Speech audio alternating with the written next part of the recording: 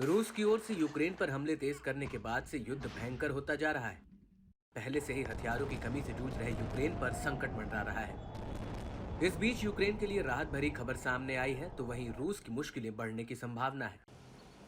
दरअसल हंगरी के प्रधानमंत्री विक्टर ऑर्बन ने दावा किया कि यूरोपीय यूनियन और नाटो देश संभावित रूप से यूक्रेन में सेना तैनात करने के लिए तैयार हैं। इस दौरान उन्होंने कहा कि ब्रुसेल्स मॉस्को और कीव के बीच संघर्ष को अपना मानता है। ऑर्बन ने कहा कि यूरोपीय यूनियन के नेताओं का मूड युद्ध जैसा है। आज ब्रुसेल्स में युद्ध समर्थक बहुमत है। ब्लॉक की राजनीति युद्ध के तर्क पर हावी है। यूरोपीय यूनियन के राजनेता पहले से ही संघर्ष में इतने डूबे हैं कि वे अपनी रणनीति में खामियां देखने में विफल हैं। तमाम पैसे और हथियारों के बावजूद कीव के लिए स्थिति में सुधार नहीं हो पा रहा है। वास्तव में हालात बदतर होते जा रहे हैं। हम पश्चिमी देशों की ओर से यूक्रेन में सेना भेजने से एक कदम दूर है। ये युद्ध का एक भंवर है जो यूरोप को इसकी गहराई में खींच सकता है। ब्रसेल्स आग से खेल रहा है। हालांकि हंगरी के प्रधानमंत्री ने साफ किया कि बुडापेस्ट खुद को शत्रुता में घसीटने नहीं देगा। Jó napot kívánok, kedves barátaim! Brüsszelben baj van.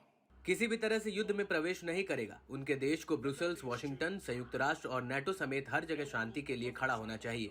हम युद्ध नहीं चाहते और हम नहीं चाहते कि हंगरी फिर से महान शक्तियों का खिलौना बन जाए।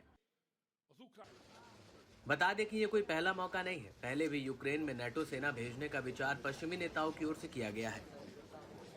फ्रांस के राष्ट्रपति इमैनुअल मैक्रोन ने पहली बार ये मुद्दा फरवरी में उठाया था। इस दौरान उन्होंने कहा था कि सभी विकल्प संभव हैं। कीव के लिए समर्थन की कोई सीमा नहीं है। ऐसा दावा है कि मैक्रोन के बयान में शुरू में कुछ नाटो सहयोगियों को चिंता में डाल दिया था, जिन्होंने तुरंत ही ऐसी रणनीतियों से पल्ला झाड़ लिया। हालांकि मैक्रोन को नाटो गुट के कुछ सदस्य देशों पे समर्थन भी प्राप्त हुआ है। वहीं मार्च महीने में पोलिश विदेश मंत्री ने कहा था कि यूक्रेन में रूस के सैन्य अभियान के लिए पश्चिम की ओर से इजाफे की सख्त जरूरत है। एस्टोनियाई रक्षा मंत्री ने अप्रैल में कहा था कि नाटो के प्रत्येक सदस्य के पास पहले से ही यूक्रेन में सैन्य कर्मी हैं जो सलाहकार या प्रशिक्षक के रूप में काम कर रहे हैं। बीते दिनों ब्रिटेन के पूर्व सशस्त्र बलों के राज्य मंत्री ने दावा किया था कि यूक्रेन में नाटो सैनिकों को भेजने पर विचार किया जाना चाहिए। इस बीच मॉस्को ने हालिया घटनाक्रम पर चेतावनी दी है। यूक्रेन में नाटो सैनिकों को तैनात करने से अमेरिका के नेतृत्व वाला गुट रूस के साथ पूर्ण संघर्ष के कगार पर पहुंच जाएगा।